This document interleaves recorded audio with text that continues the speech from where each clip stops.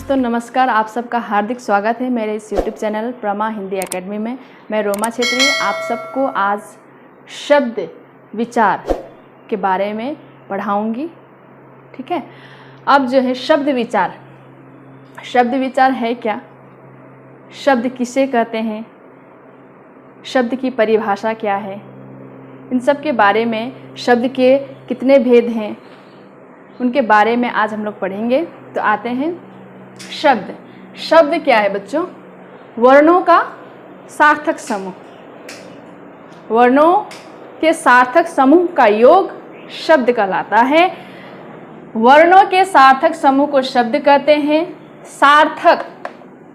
सार्थक मतलब स यानी कि सही, और अर्थ यहाँ छिपा हुआ है इस शब्द के अंतर्गत। अर्थ यानी कि मीनिंग, क यानी कि के, सही अर्थ के समूह को शब्द कहते हैं। वर्णों यानी कि जो मैंने स्वर वर्ण व्यंजन वर्ण बताया था आप लोग को, वर्णों के सार्थक जो सही अर्थ के समूह को शब्द कहते हैं।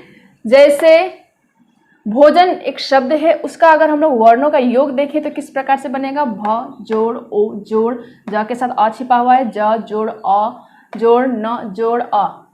इन सभी वर्णों के योग का जो समूह है वह भोजन कहलाता है। और भोजन जानते हैं आप लोग, खाना। ठीक है, तो जो वर्णों का सार्थक समूह जो है शब्द कहलाता है।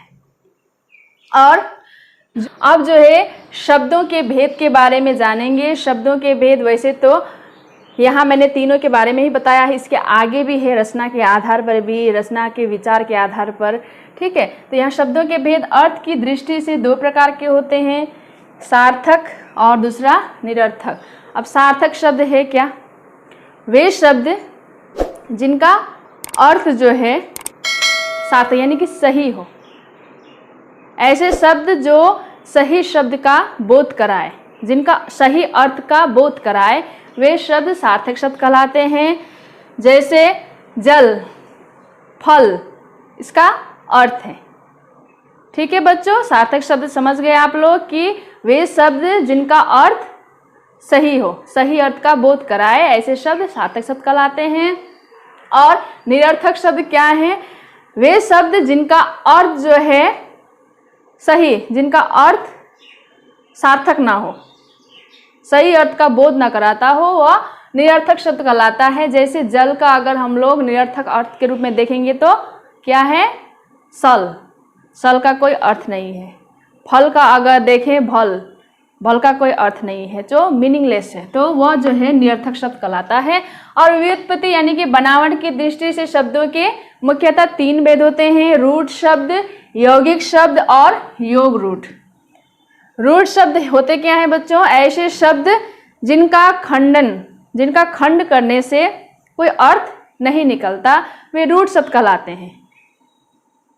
जैसे नाक, कान, आँख, इन वर्णों का अगर अलग अलग करेंगे तो इन वर्णों का कोई अर्थ नहीं होता। ठीक है, तो शब्दों का अगर हम खंड करेंगे, जैसे कि एक नाक एक पूरा शब्द है, ठीक, इसका जो है अगर वर्ण का खंड हम लोग करें तो देखेंगे ना का कोई मीनिंग नहीं है और क का भी मीनिंग नहीं है, कोई अर्थ नहीं है। तो इस तरह से यह रूढ़ शब्द कहलाता है।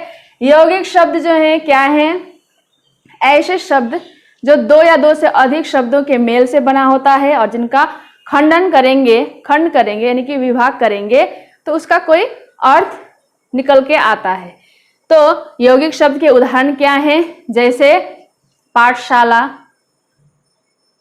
नीलकमल, ठीक, नीलकंठ, ये जो है उदाहरण है यौगिक शब्द के। ठीक है, अब जो है अच्छा एक और बात बताती हूँ। यौगिक शब्द में नीलकंठ, नीला, अलग अलग अगर इन शब्दों का खंडन करेंगे तो नील यानी कि नीला, कंठ यानी कि कंठ, गले का ये हिस्सा जो है किसका है? शंकर भगवान। इसका अर्थ आप लोग समझ गए, यानी कि नीला कंठ, बस इतना ही तक आप लोग देखें, नीला कंठ। ठीक है, नीलकंठ जो है उदाहरण यौगिक शब्द के अंतर्गत आता है। और दूसरी ओर हम लोग देखें योग रूढ़।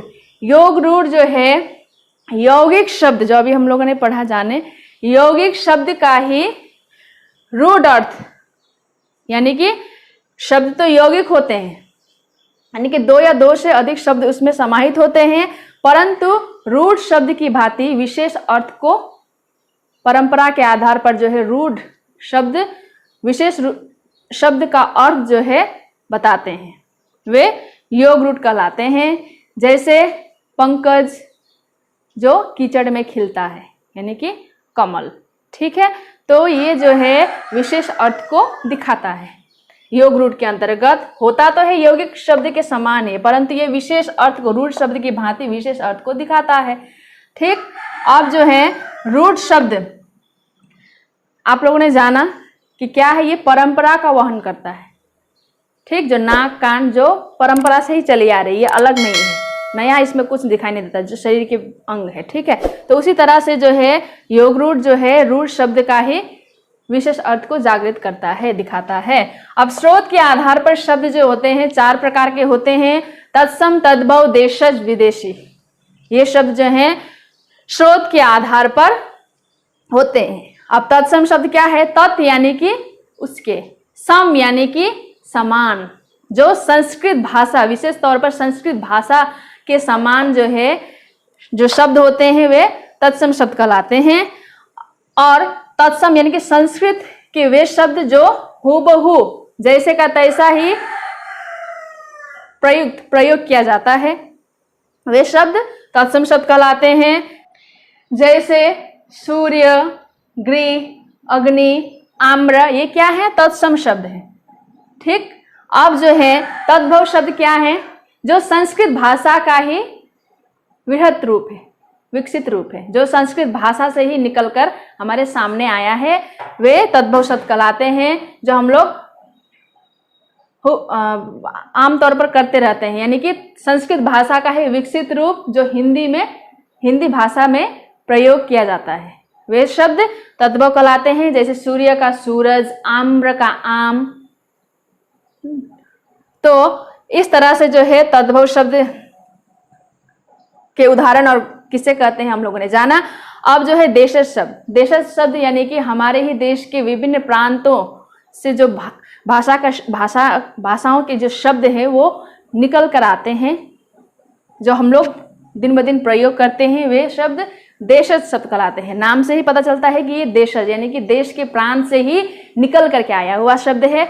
ठीक है, जैसे कि लोटा, पगड़ी और खिचड़ी, खाट इत्यादि।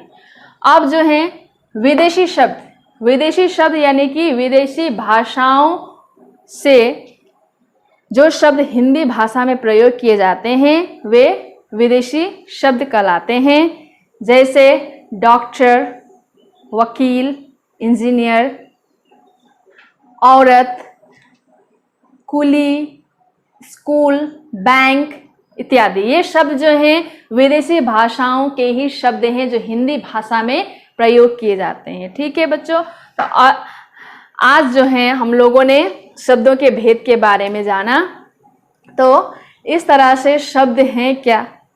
जो वर्णों का सार्थक समूह है, वे शब्द हैं, उनको जाना, उनके भेदों के बारे में जाना, अर्थ की दृष्टि से, व्युत्पत्ति बनावट की दृष्टि से, स्रोत के आधार पर। इसके आगे की वीडियो में मैं जो है नेक्स्ट टाइम आप लोग को कराऊंगी रचना के आधार पर, प्रयोग के आधार पर शब्दों के कितने भेद होते हैं और उनके उदाहरण जो आपके कॉम्पिटिटिव एग्जाम में भी या फिर स्कूल के एग्जाम में भी आएंगे, उन सब के बारे में मैं बताऊंगी। उदाहरण जो है आप लोग के एग्जाम में ज़्यादातर पूछा जाता है कि ये उदाहरण जो है किस शब्द के किस भाग, मतलब शब्द के किस भेद के अंतर्गत आता है। इस तरह के बहुत सारे उदाहरण सवाल जो हैं आएंगे, उन सब के बारे में बताऊंगी। तब तक आप लोग मेरे इस वीडियो को सब्सक्राइब, लाइक, शेयर ज़रूर कीजिएगा।